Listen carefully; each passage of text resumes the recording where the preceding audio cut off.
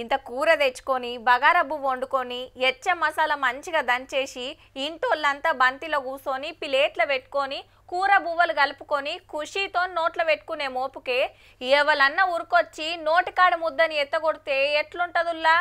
Same గిట్లనే అయింది అలా బీసీల కథ. లోకల్ బాడీ ఎలక్షన్ల 42% రిజర్వేషన్లు ఇస్తానికి ఓకే అయినట్టే అనుకున్న యాళ్ళ గింత పనాయే. నోటిఫికేషన్ వచ్చినాక నామినేషన్లు వేస్తుండగా నడిమిట్ల లోకల్ బాడీ ఎలక్షన్ల మీద స్టే విధించింది హైకోర్టు. అట్లనే బీసీలకు 42% రిజర్వేషన్లు ఇస్తానికి తెచ్చిన జీవో కూడా అమల్లోకి రాకుండా ఆపింది. 4 వారాలు స్టే ఉంటది. 2 వారాల్లో అన్ని పార్టీలు అలా మాట ఏందో కోర్టుకు చెప్పాల్సి ఉంటది.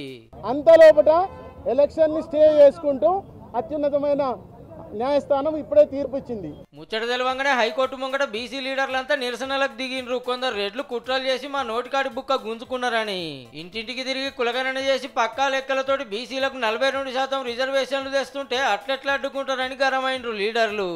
రేపటి నుంచి ధర్నాలు, రస్తారోకాలు, రాష్ట్ర బంధు డేటు రేపు అనౌన్స్ చేస్తాం. సాయంత్రంలో చూసి ఎప్పుడో 1992 కేసులు పట్టుకొని బీసీలను రాజకీయంగా గొంతు కోస్తామంటే చూస్తూ ఊరుకునే ప్రసక్తే లేదు. మా నోటికాడి ముద్దను గుంజేసిర్రు, మమ్మల్ని అవమానించిర్రు. మన నిరసన ఎక్కడికక్కడ తెలపండి. జిల్లా కేంద్రాల్లో, నియోజకవర్గ కేంద్రాల్లో, మండల కేంద్రాల్లో బీసీలు బిచ్చగలలాగా కనబడుతున్నారా? బీసీలు ఓట్లేసి యంత్రాలాగా కనబడుతున్నారా? ఇవాళ హైకోర్టులో న్యాయం జరగకపోతే మాకెక్కడ న్యాయం జరుగుతుంది అని చెప్పేసి బీసీలు రోధిస్తున్నటువంటి సమయం ఇది.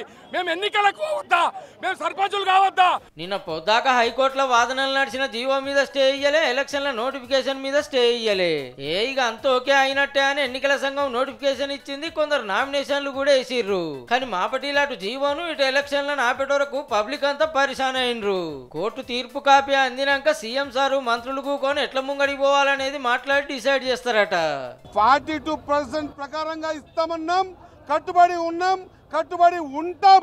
బీసీ బిడ్డలు ఎవరు కూడా ధైర్యపడాల్సిన అవసరం లేదు. చట్టబద్ధంగా 42% కోసం సుప్రీంకోర్టుకు పోవాలన్నా లేకపోతే ఏం చేయాలనేది సీఎం గారితో మాట్లాడి ఇది ఎక్కడ ఆగే పరిస్థితి లేదు. బీసీ సంఘాలు కోరుతుంది ఏంటంటే సర్కార్ వాళ్ళు ఎంబటే సుప్రీంకోర్టుకు పోవాలి, సెంట్రల్ వాళ్ళ మీద ఒత్తిడి తేవాలని.